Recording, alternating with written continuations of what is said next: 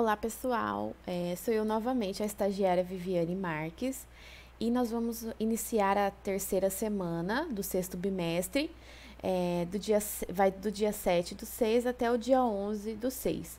O conteúdo programático para essa semana é sobre as pteridófitas, sobre a sua reprodução, e nós vamos começar a falar sobre as gimnospermas, a sua reprodução, a polinização e a germinação das gimnospermas. Então, nós estamos na página 80 a 84 do livro didático. Então, na aula passada, nós falamos sobre as briófitas, que são as hepáticas, as antóceras e os musgos.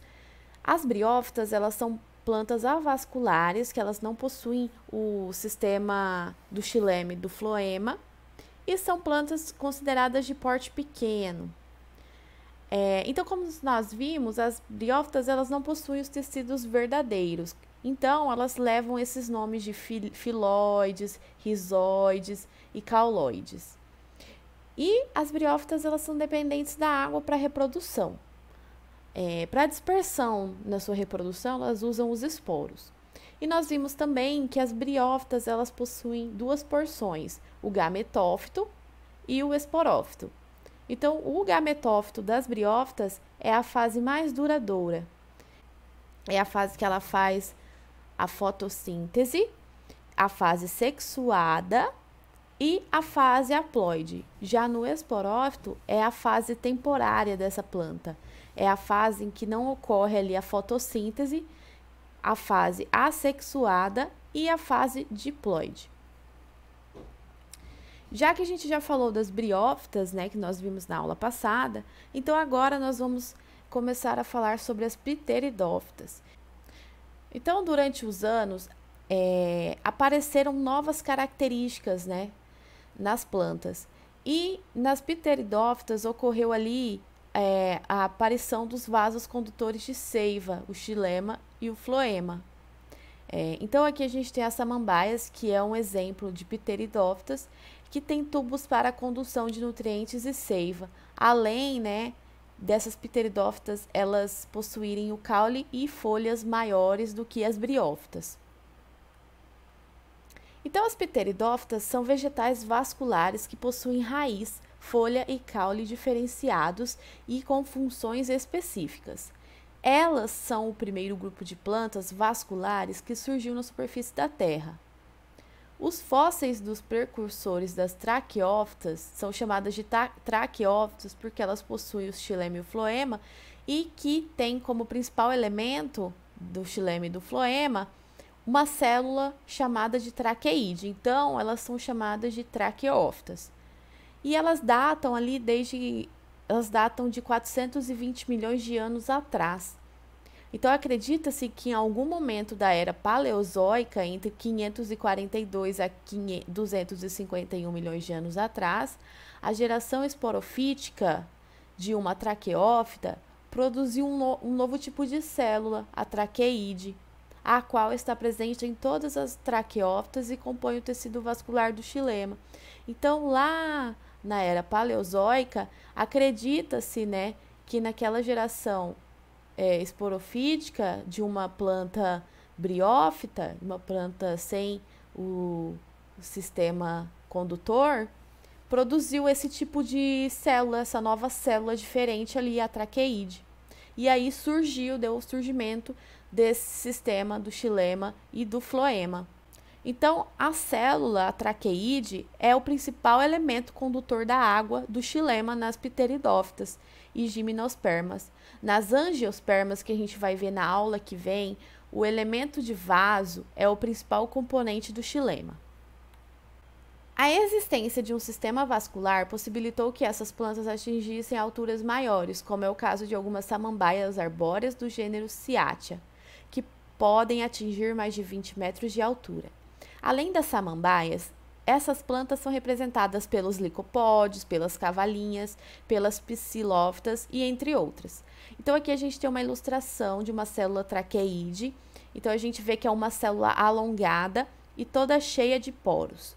Então, as traqueídes, elas possuem a parede celular mais rígida, né? Em razão da impregnação da lignina e que vai auxiliar na sustentação da planta. Essa lignificação não ocorre nas células do floema, só nas células do xilema. Então, o que vocês acham? Qual é a vantagem de uma planta atingir maiores alturas em um ambiente com incidência de luz solar? Então, as plantas, quanto mais elas conseguem ser altas, quanto mais elas conseguem atingir maiores alturas, elas conseguem captar melhor a luz solar. E elas vão sombrear as plantas que são mais baixas. E a maior quantidade de luz solar, ela vai resultar no aumento da taxa fotossintética, que é o processo essencial no desenvolvimento e a sobrevivência das plantas. Os gametas das pteridófitas, eles possuem flagelo também, como nas briófitas. Então, nós vimos que nas briófitas, os gametas, como anterozoides, eles possuem o flagelo e eles necessitam da água da chuva para fazer a fecundação. E aqui, nas pteridófitas, também é o mesmo mecanismo. Por isso, esse grupo de planta depende da água para sua reprodução. E este também é um dos motivos pelos quais as plantas vasculares sem sementes são mais comuns em ambientes úmidos na atualidade. Então, as plantas vasculares sem semente, as pteridófitas, elas incluem 4 filos: as licófitas, as psilófitas, as esfenófitas e as pterófitas. Então, aqui a gente tem uns exemplos, né? Então, as avencas, as samambaias, os licopódiums, a selaginela, as esfenófitas e as psilófitas. Atualmente, as samambaias, o filo da pterófita, são os representantes mais abundantes e diversificados das pteridófitas, né, das traqueófitas sem sementes, e possuem mais de 12 mil espécies. Então, aqui a gente tem alguns representantes das pteridófitas, como o Psilotum nudum, representante da psilotofita, o Equisetum sp, que é um representante do filo da esfenofita, o Dicksonia antártica, representante da pterofita. Então, a Dicksonia, que é este indivíduo aqui, essa espécie aqui, ele pode atingir 6 metros de altura. Essa espécie aqui, o Equisetum, ele pode atingir 60 centímetros de altura. O Psilotum pode atingir 50 centímetros de altura. E tem a Selaginela, que não está representada aqui, que pode atingir 15 centímetros de altura. Então, o sistema vascular das pteridófitas, ele é composto por 2 tipos de tecido, o xilema e o floema. O xilema, ele transporta substâncias absorvidas pela raiz, como a água e os sais minerais, que é chamado como seiva do xilema, para as demais partes da planta, onde serão utilizadas como exemplo na realização da fotossíntese. Então, as pteridófitas, elas absorvem a água e os sais minerais aqui do solo e distribuem para as demais partes aqui da planta.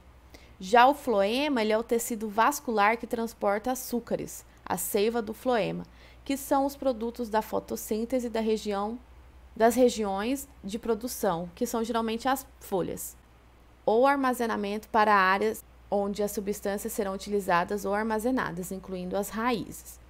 A seiva do xilema é também conhecida como a seiva bruta e inorgânica, e a seiva do floema é também conhecida como a seiva elaborada ou orgânica. Então, aqui também a gente pode falar que o xilema, ele é um vaso ascendente e o floema um vaso descendente. Bom, qual é a vantagem da existência do sistema vascular nas plantas com relação à distribuição de substâncias no ser vivo? Então, pessoal, o sistema vascular, ele permite a melhor troca, uma troca mais eficiente dessa planta de substância entre as partes aéreas da planta e as suas raízes. Então, é como se fosse o nosso sistema circulatório e garante, né, uma distribuição eficiente em todo o corpo da planta.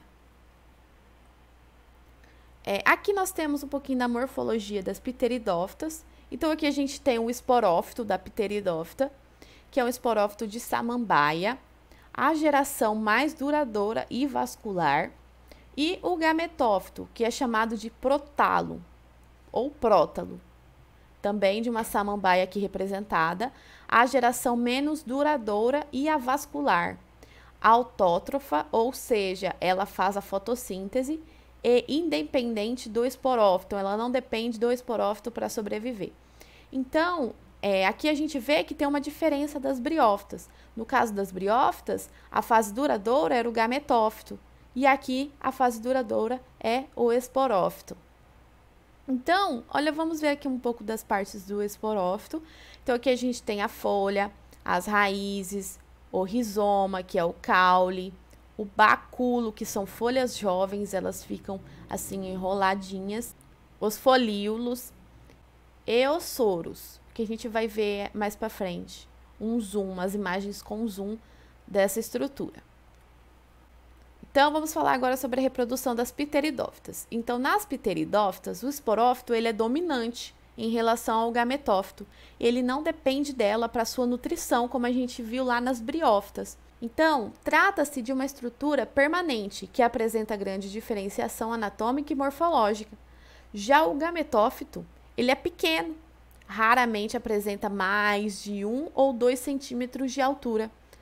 E efêmero, ou seja, de pouca duração. Então, é a fase transitória. Então, aqui a gente tem uma imagem, né, de uma folha. Então, quando a gente pega uma samambaia e olha atrás das folhas dela, às vezes a gente vê umas bolinhas. Essas bolinhas são chamadas de soro. O soro, quando a gente dá o zoom aqui, a gente tem uma ampliação dessa imagem. O soro, ele é um conjunto de esporângios. Então, esse daqui é o soro e cada bolinha dessa daqui é um esporângio. Então, quando a gente dá uma ampliação ainda nesse esporângio, em uma bolinha dessa, nós vemos aqui que dentro desse esporângio, nós temos vários esporos. Bom, aqui a gente tem uma representação do ciclo de vida da samambaia. Então, aqui no número 1, nas samambaias, o esporófito ele vai produzir aglomerados de esporângios, conhecido como soros, as quais se localizam na face inferior da folha ou em suas bordas. Nos soros, os esporângios possuem células que sofrem a meiose e originam esporos, estruturas haploides. Então, aqui a gente tem o soro, a gente tem o esporângio. Esse esporângio, ele vai produzir os esporos, como a gente viu naquela foto passada, e esses esporos eles vão ser liberados. Então, aqui na fase 2, o esporo ele é liberado no ambiente e inicia-se sua germinação por meio de inúmeras mitoses, resultando na formação do gametófito. Este se desenvolve rapidamente, é uma estrutura membranosa achatada, o prótalo ou o gametófito, dotado de rizóides que se fixam no substrato. Então, a gente também viu ali atrás, né, nos slides passados, que esse daqui é o gametófito das pteridófitas. Na fase 3, o gametófito prótalo é haploide, multicelular e apresenta os gametângios em sua superfície ventral. O anterídeo origina os anterozoides, como a gente já viu nas briófitas, que são multiflagelados, e o arquegônio origina a oosfera imóvel. Então, aqui a gente tem, né, o arquegônio, que é a estrutura reprodutora feminina, e o anterídeo, que é a estrutura reprodutora masculina, com os gametas masculinos, o anterozoide. Então, o anterozoide, ele vai precisar da água para sua reprodução, então ele vai precisar da água para ele nadar e encontrar ali a oosfera e se fundir a oosfera, formando o zigoto. Depois da formação do zigoto, nós temos a formação do esporófito jovem. Então, o esporófito jovem, ele vai posteriormente se transformar num esporófito maduro. Então, aqui no esporófito maduro, o embrião ele é inicialmente nutrido pelo gametófito, mas como seu desenvolvimento é rápido, logo ele se torna uma planta independente, o esporófito, com raízes, então o gametófito ele vai se desintegrar, ele vai sumir. E o ciclo das pteridófitas aqui se reinicia. Então, aqui a gente tem uma curiosidade, né, pessoal? Na verdade, é um alerta, né? A samambaia dicksonia, ela é popularmente conhecida como samambaia imperial ou samambaia-açu. Ela é uma planta nativa da Mata Atlântica. Do seu caule, ele é extraído o xaxim, que ele é utilizado na fabricação de vasos e também no substrato, para substrato de plantas ornamentais. Então, essa espécie, a dicksonia, ela leva cerca de 60 anos para atingir o seu tamanho adequado e para produzir, né, o xaxim, o que torna a comercialização inviável. E, além disso, a extensa extração, né, ele contribuiu para a devastação das florestas nativas da Mata Atlântica. E, com isso, essa atividade passou a ser proibida e considerada um crime ambiental. Então, essa espécie ela é uma das várias espécies que estão ameaçadas de extinção, pelo fato dessa exploração comercial ser muito grande, né? Então, é só uma das espécies que já estão ameaçadas de extinção. Então, aqui a gente tem um resuminho sobre as pteridófitas. Então, as pteridófitas, elas possuem os filos das glicófitas, das psilófitas, das esfenófitas e das pterófitas. São plantas consideradas plantas vasculares, pois elas possuem o xilema e o floema. São plantas consideradas com porte maior que quando se comparadas com as briófitas. Elas possuem os tecidos verdadeiros, como as folhas, as raízes e os caules, e elas dependem da água ainda para sua reprodução, como nas briófitas. A dispersão também pelos esporos. E as pteridófitas possuem também a sua porção do gametófito e do esporófito. O gametófito é também chamado e conhecido por prótalo ou protalo, que é uma fase haploide e faz parte da fase sexuada dessa planta. O gametófito, ele possui clorofila, ele faz a fotossíntese e ele é a fase temporária dessa planta. Já o esporófito, ele é a fase diploide, a fase assexuada, também clorofilado, também faz a fotossíntese e faz parte da fase duradoura dessa planta. Então, vamos começar a ver agora sobre as gimnospermas.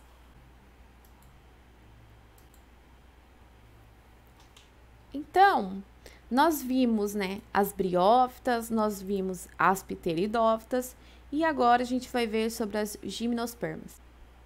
Então, com o passar dos anos, surgiu uma nova característica nas plantas, como o surgimento das sementes. E aí surgiu esse primeiro grupo de plantas que possuem as sementes. Então, as gimnospermas nós temos como exemplo as araucárias, que são plantas sem flor, com pólen e sementes. Então, as primeiras plantas produtoras de sementes, chamadas de gimnospermas, elas datam de 360 milhões de anos atrás.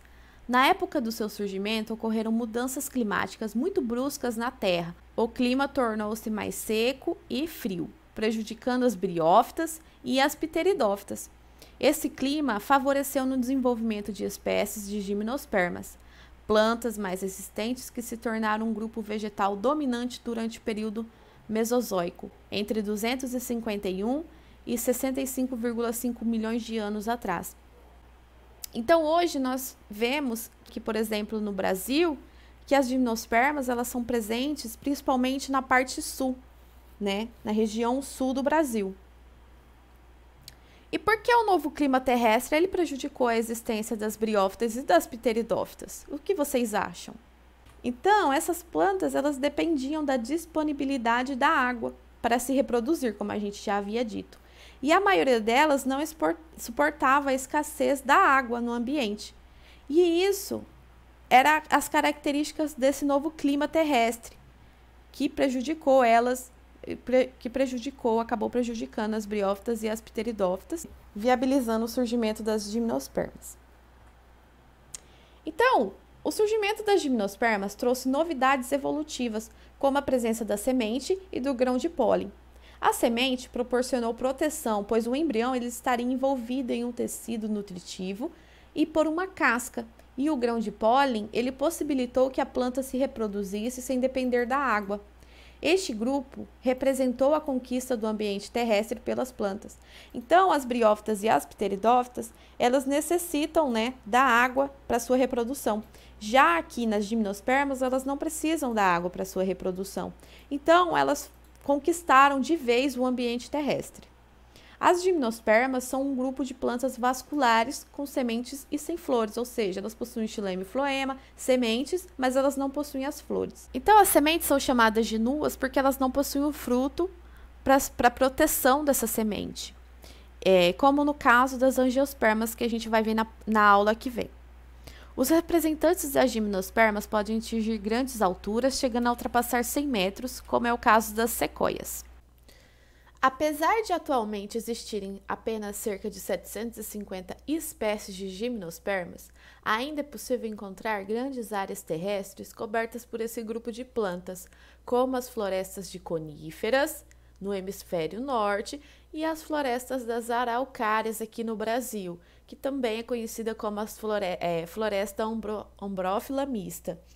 E ela faz parte, né, uma das formações vegetais que faz parte da Mata Atlântica. As plantas desse grupo comumente apresentam canais resiníferos, que são canais que secretam a resina, pessoal. A resina ela é uma substância que ela tem como função a proteção dessas plantas. E esses canais eles são presentes em plantas que têm grande porte, como as gimnospermas.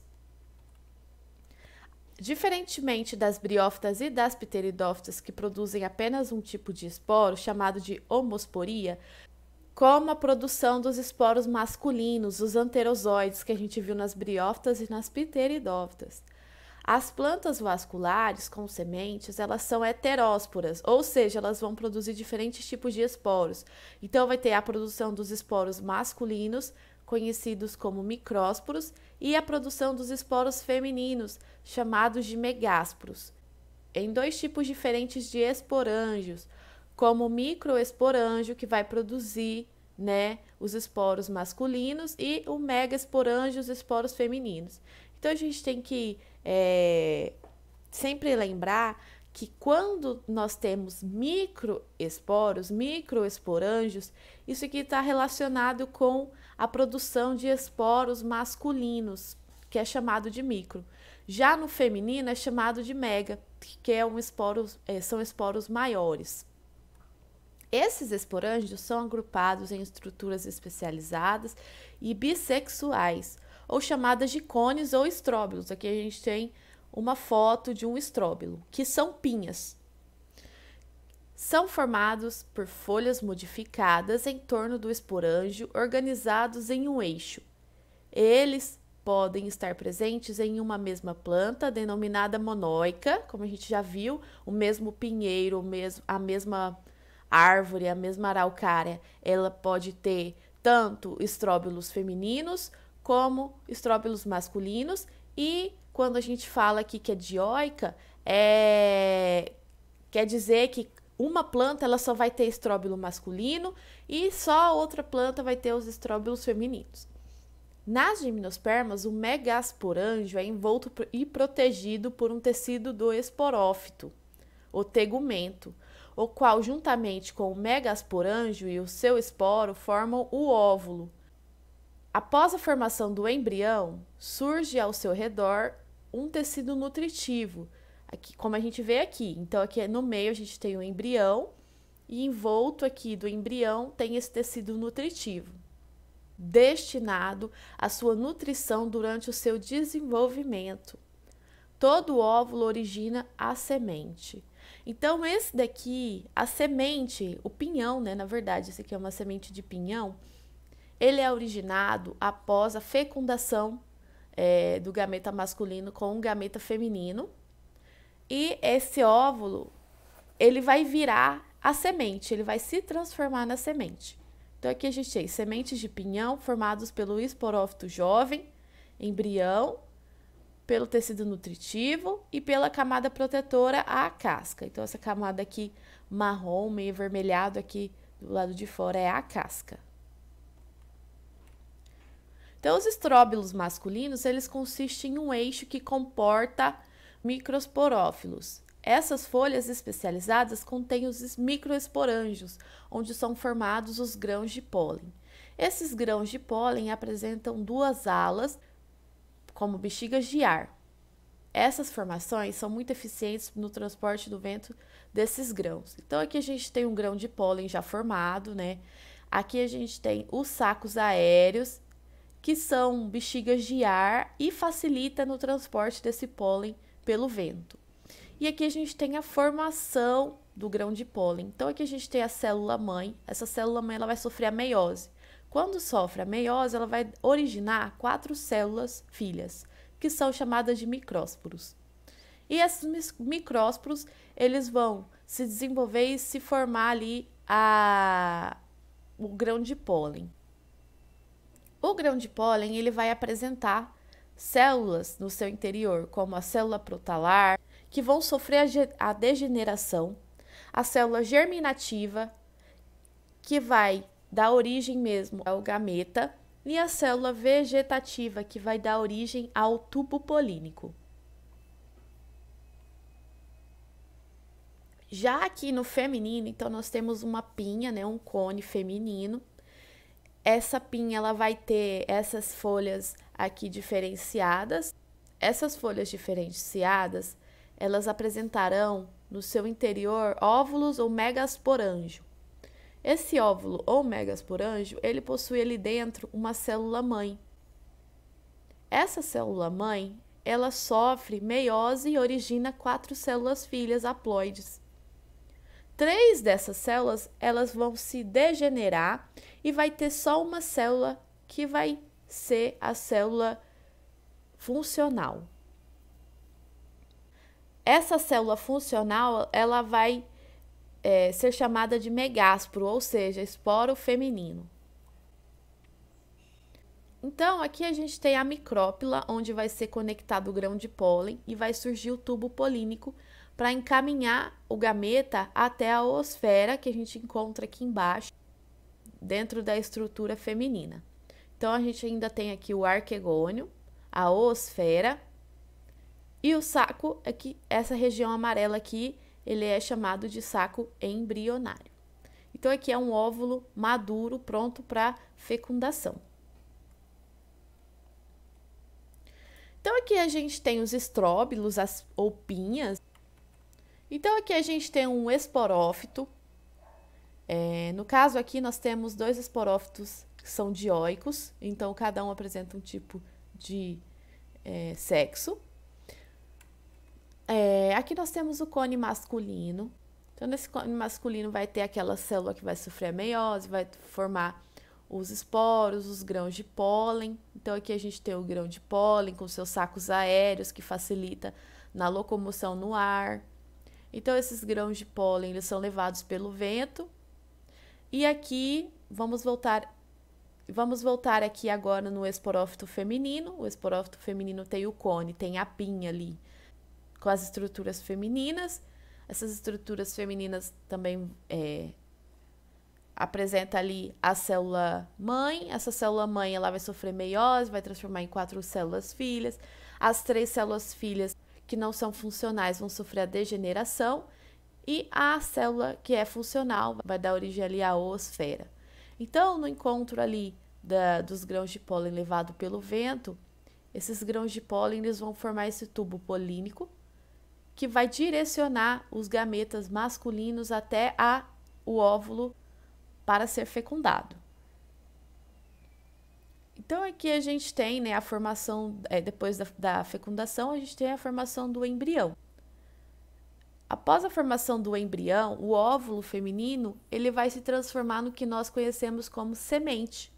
Então, ele vai ter o embrião no meio, vai ter o tecido nutritivo para o embrião e a casca.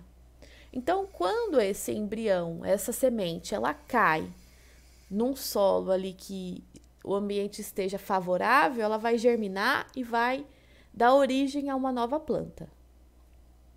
Então, aqui a gente tem, de novo, né, a ilustração. Então, aqui é o embrião aqui no interior, o tecido nutritivo e a casca. As gimnospermas atuais, elas abrangem 4 filos: as cicadófitas, as ginkófitas, as guinetófitas e as coníferas. Então, aqui a gente tem um representante de cada filo. Vale ressaltar, as guinetófitas, elas possuem uma espécie apenas nesse filo, que é a ginkgo biloba. A ginkgo biloba é uma espécie de planta chamada de espécie decídua, ou seja, em numa época do ano, essa árvore ela vai soltar todas as suas folhas. E isso é um mecanismo de sobrevivência, ou seja, ali naquele momento, ali naquele período de tempo, naquele período de ano, não está sendo favorável para a absorção de água e nutrientes. Para poupar o gasto de energia, essa planta ela solta essas folhas e faz a reserva para sua sobrevivência.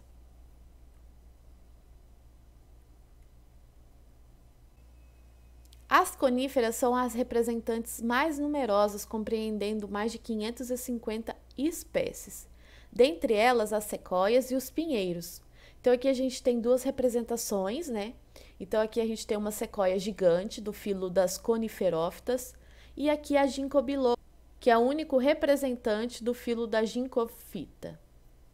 Então, a ginkgo biloba, ela pode atingir até 35 metros, enquanto que a sequoia gigante, ela pode atingir 83,8 metros de altura. Mas nós temos espécies dentro das gimnospermas que passam dos 100 metros de altura. Sobre a reprodução das gimnospermas. Então, a redução do gametófito continuou ao longo da evolução das plantas terrestres. Então, chegando a se tornar microscópico nas plantas vasculares. Então, aqui a gente não tem mais aquele esqueminha como a gente via das briófitas, os gametófito e o esporófito. Então, aqui, o gametófito ele já se torna microscópico. Então, o que a gente vê aqui são esporófitos. Então, há um domínio do esporófito sobre o gametófito, o qual se desenvolve dentro do megasporângio, uma vez que o megasporo não é liberado no ambiente. Além disso, elas possuem reprodução independente da água.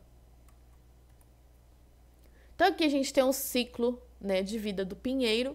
Então, aqui no número 1, o esporófito adulto, ele contém os estróbilos masculinos e femininos, né? Então, aqui é um esporófito monóico. Algumas espécies, elas podem ser dioicas, como a gente viu ali uma representação nos slides passados. Então, pela meiose, as células contidas no microsporângio originam os micrósporos nos cones de pólen masculinos, antes de serem liberados no ambiente. Os micrósporos dividem-se por mitose, originando o gametófito masculino, que no caso das gimnospermas não forma os anterídeos, tá, pessoal? Parcialmente desenvolvido, o grão de pólen e formado por 4 células. O grão de pólen ele é disperso principalmente pelo vento, como a gente viu lá atrás. Então, aqui a gente tem o processo, né, o microsporângio. Então, dentro do microsporângio, a gente tem o microsporo, que vai formar os grãos de pólen. Então, aqui no estróbilo feminino, nós temos o megasporângio, que é diploide, 2 N's, e o óvulo. Ao encontrar o cone feminino dotado de óvulos, o grão de pólen ele produz o tubo polínico, como a gente já havia falado. Então, aqui tem o tubo polínico e o grão de pólen e o óvulo, que ele vai se alongar, né, através da micrópila, abertura no tegumento, e ele vai seguir pelo tecido feminino.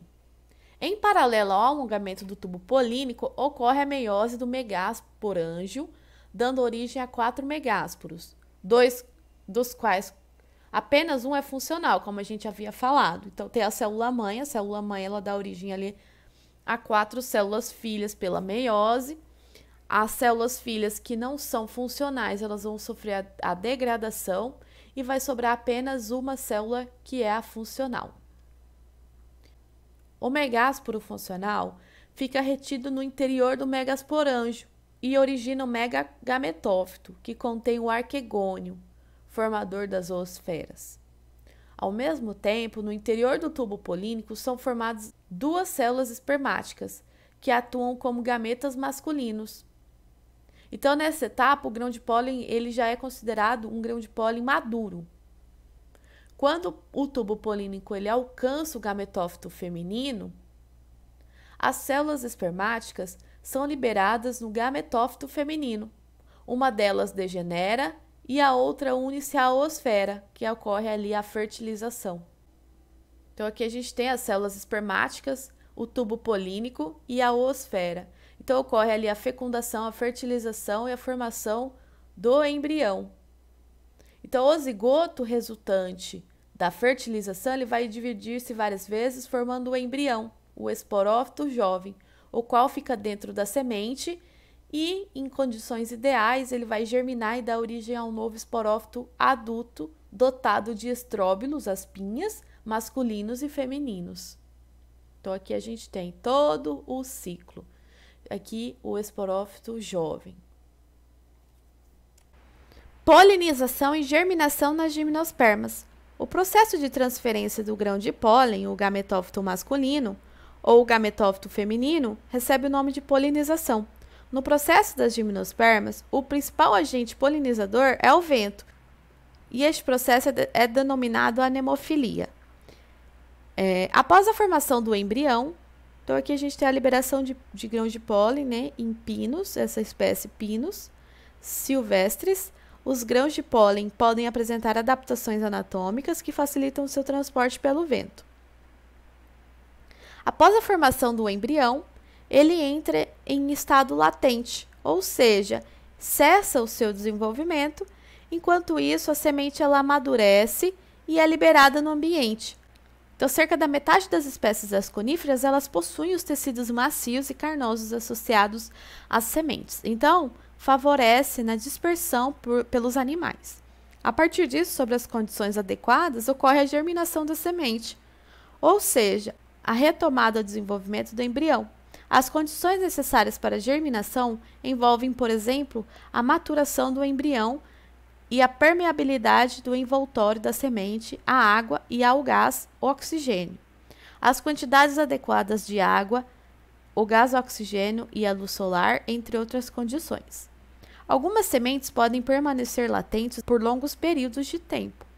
Tal comportamento garante uma vantagem das plantas com sementes a sem sementes, pois o embrião das briófitas e das pteridófitas, eles se desenvolvem em esporófito, independentemente das condições ambientais, aumentando as possibilidades de morte do indivíduo. Então, qual é a importância da polinização para as plantas com sementes? Então, a polinização das plantas com sementes possibilita o movimento do gameta masculino e a fertilização na ausência da água líquida. Então, aqui a gente tem uma outra curiosidade, né, que é uma lenda da gralha azul, que faz parte do folclore paranaense e conta a história da amizade entre um corvo e uma araucária, que é uma planta pertencente ao grupo das gimnospermas. Então, certa noite, um lenhador tentou derrubar uma araucária para obter sua madeira. Um corvo, que costumava dormir na copa da árvore, acordou assustado e, temendo pela vida da árvore, voou ao céu em busca de ajuda.